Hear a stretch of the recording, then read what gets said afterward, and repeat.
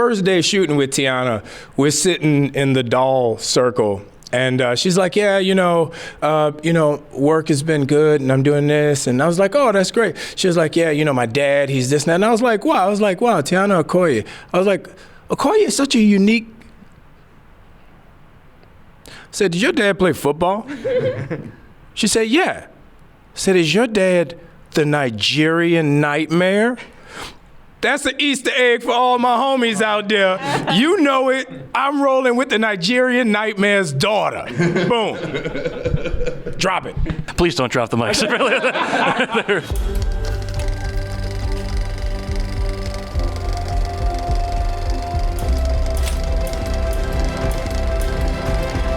Hi, everyone, and welcome to Den of Geek Studio at San Diego Comic-Con. I'm Alec Bojalad, and I am here with the kindly folks behind Twisted Metal Season 2. So you're like, Den of Geeks, Den of Geeks, Den of Geeks. Well, it is geek singular, so let's roll it again. I said it right, and just for the record, you could go back and slow it down and see it. I brought this up, more than one geek. What is that? All right, you know what? Chris, get the new copyright. We have to change this. Yeah. You just got one dude in here by himself. This is gonna be fun. We're setting. My first question is something that I've always wanted to ask of people who star in an action series or movie that involves cars, and I guess you'll be my victim on this one because I've not had the chance yet. Is there a trick to simulating driving on camera? Because I know I would just be doing this constantly, and it's probably probably a little more sophisticated than that. So that's for Anthony and Stephanie and Joe. Well, no, I defer. We don't have to simulate a lot of it because we actually got to drive or be driven. So the car is practically driven by a stunt driver who is sitting on top of the vehicle. All the controls go from the engine of the car all the way up to the top. And so we are actually going that fast and doing those donuts, spinnies, woo-woos. We're doing it. We're in there. So we don't have to fake it.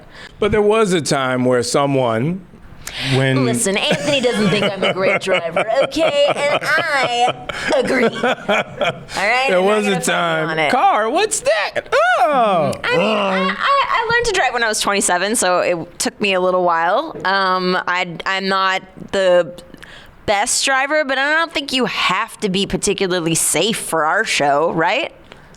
Fair. We're definitely not. We're not safe. We're not safe. When Stephanie was behind. We're not safe. And then switching gears, I guess. Hey. That guy's a geek. Thank you, everybody. And we are in a den of. Yeah. Oh, there we go. Wow. This interview's never going to conclude.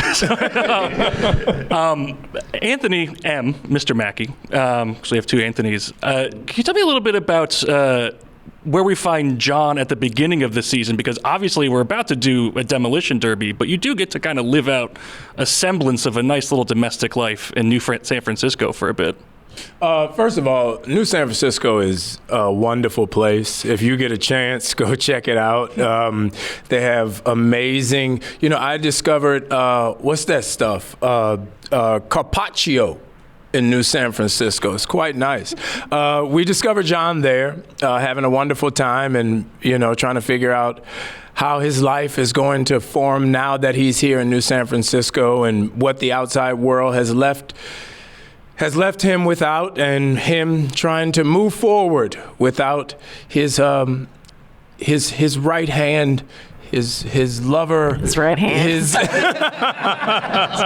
Anyway, tune into Twisted Metal. That's the whole show right there. I love you, right hand. That's season 2. Are you sure this is the first interview you've done? Because this has last day of San Diego Comic-Con at 5 p.m. energy. This was the vibe. This was the vibe on set, I think. I think we all just like to, for lack of a better phrase, dick around with each other. Right. Hey, Masterful attitude. Yeah, we really are. It is very much like we just really like each other, and we all got along very well, and we all have similar, very adolescent senses of humor. So, yeah. And we all were excited. That's the funny thing. you know, when Joe came back and he came out in the big boots and the hat, everybody was like, yeah, yay! You know, and then Anthony showed up and... Remember when you came like to set in the wig? Yeah, I do. Yes. Yeah, wig flowing, you know. But it's funny how fast you got into it. Like literally you came up to set and you were like, hey, but whoa, that is impressive. That guy... Yeah. No, honestly, the wig does pretty much all the acting for the role. I take very little credit. It's all the hair. It is.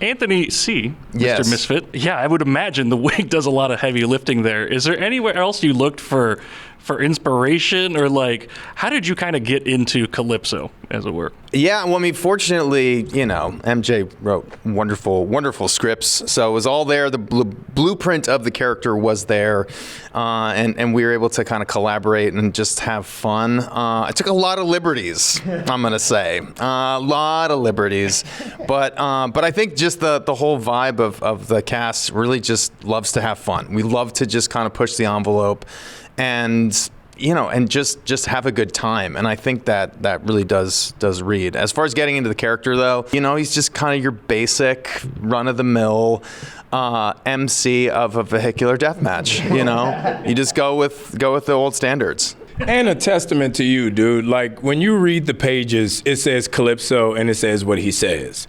And when you came to set, like, kudos to you as a great actor, because a regular actor would have came in, not taking risks, not pushed the envelope, and just did what he was supposed to do and stand there and said the lines. But all that weird shit came from you. Like, you went full weird, and it was beautiful to see. And that's why it was so funny, because like, oh, what's this dude gonna be? And then all of a sudden we're on set and we hear,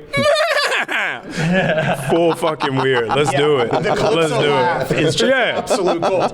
And the variations of laugh we get throughout the season is just unbelievably fun. Yeah. That's the Carrigan promise. That's keep it weird. For sure. Joe, I was wondering if you could tell me a little bit about what's it like embodying the physicality of your character, because it is physical, like primarily. And then did like even seeing your own performance on screen in season 1 help you kind of understand who this guy is better for season 2? Oh, without a doubt. And to be fair too, like I've had a long standing understanding of Sweet Tooth and what he represented to the franchise and to Twisted Metal in general. So you know, for me, kind of growing up with this character, being a lifelong fan, it was a blast to just kind of embody something that was from my childhood that I know means a lot to me, means a lot to my friends. Lord knows they let me hear about it if I was going to mess up. So yeah, I mean, it's kind of a dream come true to be able to manifest something that was such a big part of your childhood and make other people enjoy it. Michael, I found myself like always fascinated with the quote unquote lore of like 90s and 2000s video games, because like lore there is almost just like develops happenstance to playability for the games. Was there like a particular bit of lore that you really wanted to incorporate this season that you didn't for season 1? And then just like, what is that challenge in general of just like a like this video game in lore? I mean, I think like the lore, especially in Twisted Metal, is so unhinged. I mean, it's just crazy. I think some of the lore, I don't want to spoil some of my favorite lore, but we included some Axel lore that is so nuts that I think the fact that if you're like really deep in the Twisted Metal lore and you see what we included from Axel's backstory, you'll be like, I cannot believe that the Twisted Metal creators and writers included this stuff because it's so deep and so insane how we included it.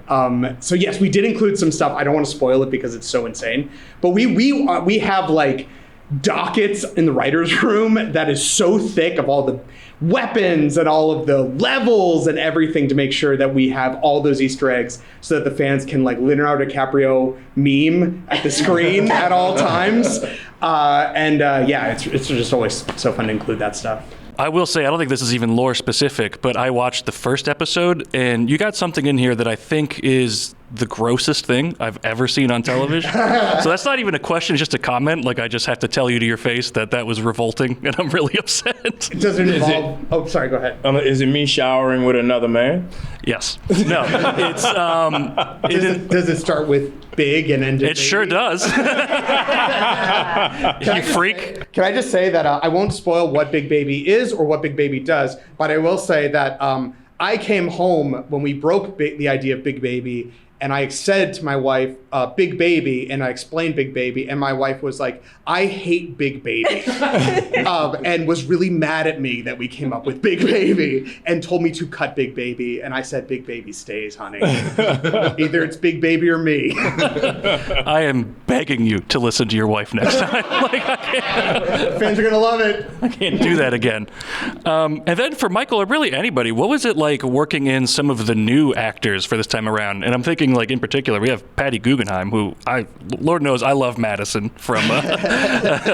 So, like, what's it like working in Patty and some of the other folks? It was a blast. I mean, I think what's so great about doing a tournament this season is you have a lot of new characters and a lot of new fun for the John and Quiet to deal with, for, bringing in, obviously, Anthony Carrigan, and Calypso was really fun.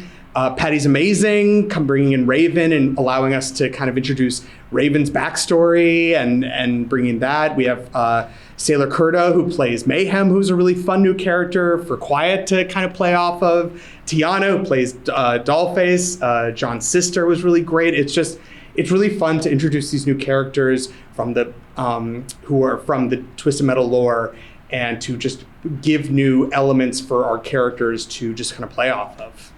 I don't know how you guys felt about playing with these new characters. It was so first day shooting with Tiana, we're sitting in the doll circle, and she's like, yeah, work has been good, and I'm doing this, and I was like, oh, that's great. She was like, yeah, my dad, he's this and that, and I was like, wow, Tiana Okoye. I was like, Okoye is such a unique. I said, did your dad play football? She said, yeah. I said, is your dad the Nigerian Nightmare? That's the Easter egg for all my homies out there. You know it. I'm rolling with the Nigerian Nightmare's daughter. Boom. Drop it. Please don't drop the mics. Final, just one last question, and I'm sorry to kind of sour the mood a bit, but Joe, I wanted to ask you, and you could just not answer it if you don't want, but unfortunately we did lose Hulk Hogan earlier today. I'm just wondering, as a fellow WWE legend, if there's anything you wanted to say on that, man. By far, I feel for Hulk's family. I think, I've met them over my lifetime, and I think they're probably grieving tremendously. My heart goes out to them. And, Hulk's contribution and what he was able to produce in our industry is unparalleled. And, he will be missed. Well, appreciate that thoughtful answer. Appreciate everybody stopping by and just being weird. So have a good Twisted Metal, everybody.